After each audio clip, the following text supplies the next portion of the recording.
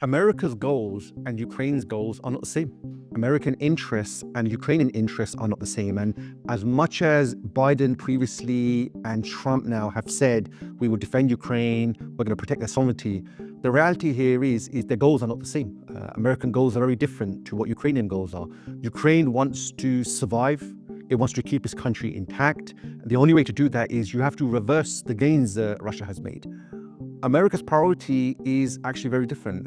For America, Russia is a competitor, and getting Russia involved in a war in order to drain it, it achieves its interests. So America was never in this from the perspective of it would provide all the resources to Ukraine in order to win the war. What America's done is we've embroiled Russia in a war.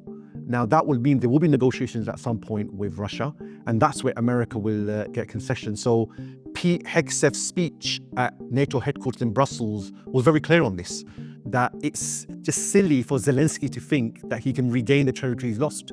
So the Defense Secretary of America is effectively saying, you have lost the territory that Russia has gained, and there's nothing you can do. So let's call it a day on that basis.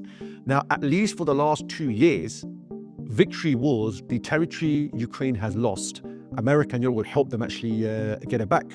And the reason why America is doing this now is because for America, the Ukrainian battle is a proxy battle amongst its global interests. As far as America is concerned, it's in competition with Russia. Its main competitor is China, and that's the context it sees Ukraine in. And that's why support for Ukraine has been quite limited.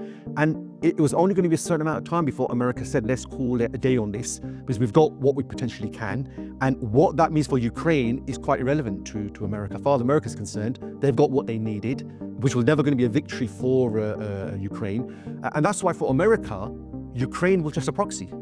Ukrainians may think America was going to defend them right into the last soldier. They never were. They've done this to the Kurds before. They've done this to many other people before. And unfortunately, the Ukrainians are learning the hard way now that they are now they're the Kurds of Europe now.